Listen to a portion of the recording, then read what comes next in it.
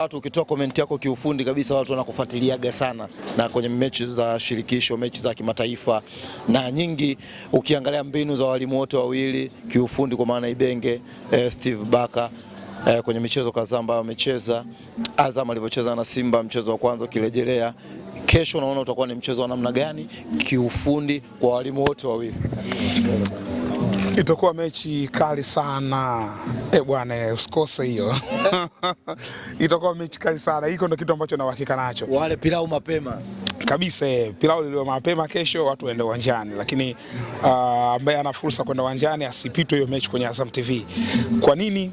Kwa sababu ni mechi ambayo haiangalii sana ufundi kama ambavyo umeuliza. Sio mechi ya kiufundi sana, of course ufundi upo kwa tacticians hao wawili, lakini sio mechi ya ufundi sana. Ni mechi ambayo wachezaji wanatiwa sana hamasa. Yaani wakati huu huko Azam ni hamasa za nguvu namna kumkabili mnyama. Alkadhalika kwa upande wa mnyama ni hamasa za nguvu namna kumkabili Azam. Tunafahamu ligi ni marathon na yeyote anaweza kupoteza kwa mpinzani yoyote. Kuna kupoteza, kuna kutoa sare. Lakini unapokutana na mkubwa mwenzako, maana yake ni mpinzani ambaye mwenyewe unaingia ikiwa una percentages kubwa za ushindi. Yaani Azam anapokutana na timu za madaraja ya kati kama Prisons, kama Dodoma Jiji, kama Coastal Union, anapokutana na hao, Azam anaweza kawa anaweka 80% mfukoni mwake anaenda kushinda.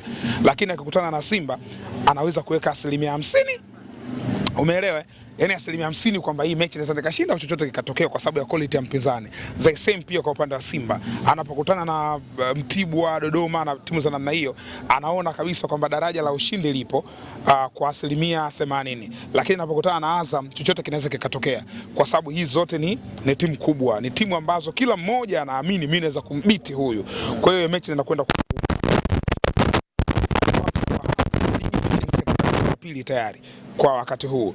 Maana yake ni mechi ambayo ina umuhimu mkubwa kwenye maslahi ya ubingwa au nafasi ya pili katika ligi. Yes, kwa sababu hawa wawili wapo katika hizi nafasi mbili za hapa katikati. Huku juu kuna Young Africans. So Young Africans tayari anaongoza marathon yuko juu.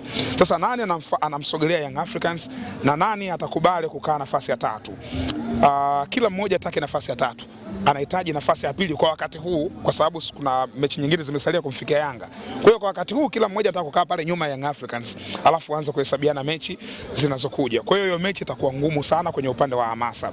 Lakini kwenye upande wa kiufundi itakuwa ngumu pia kwa sababu ya madaraja ya hawa makocha.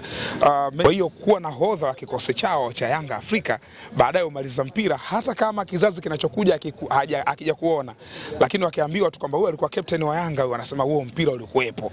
Umeelewa?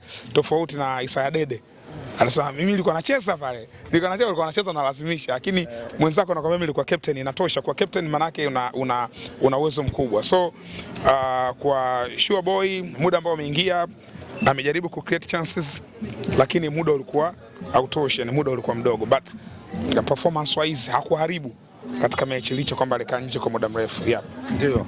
Role ya man of the match Starboy Alan Okello kwenye mchezo wa leo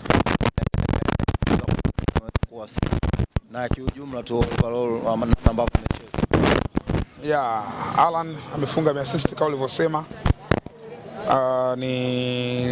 Amestahili. Mimi sikusema kwa sababu sitakiwa kuconfirm kuhusu mchezaji bora, lakini kwa sababu kuna kamati maalum imeandaliwa katika hilo, itakuwa haiwi sawa ikiwa kuna watu watakuja kutangaza mchezaji bora afu na mimi niseme. Lakini nilikuwa naona kwamba Alan Okello anastahili kuwa mchezaji bora katika hii mechi kwa maana nyota wa mchezo kwenye ile mechi. Numbers zimezungumza. Goli moja, amefunga goli zuri. Goli la kuifungua mechi, aka assist goli la Mudathir, goli la kuendelea kusimika ushindi wao.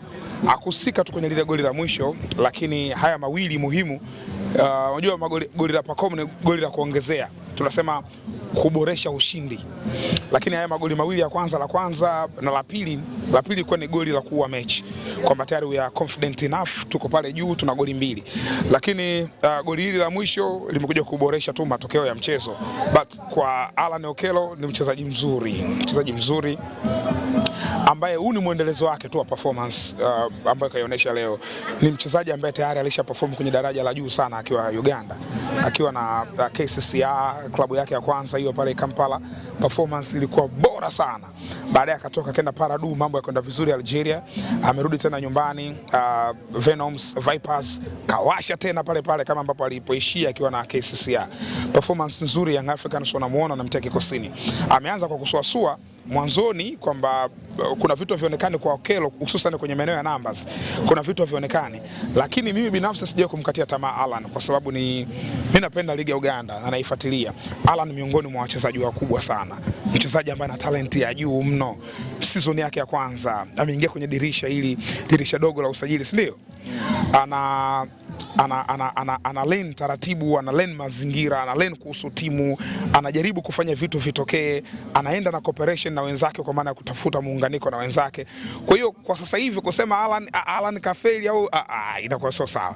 Kwa hiyo Alan ana muda mwingi atakuja kuprove. So hiki ambacho amekionyesha leo ni kitu kizuri ambacho mashabiki wa Young Africans na mwenyewe Alan anatamani kuona unakuwa muendelezo wa kufanya vizuri katika mechi zinazokuja hapo mbele. Eneo la pili la strength ya Simba ni eneo ambalo anacheza Nixon Kibabage.